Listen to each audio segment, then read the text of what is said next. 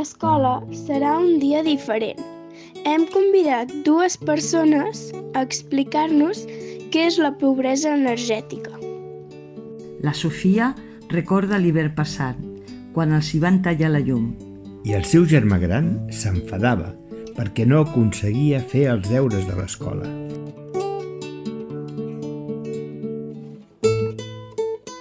En arribar a casa, la Irina, la Sofia, l'Omar i la Inara corren a explicar a la seva família que la llum i l'aigua són drets. Hi ha altres famílies que han viscut el mateix que nosaltres. No hem fet res malament nosaltres. Tenim dret a tenir aigua.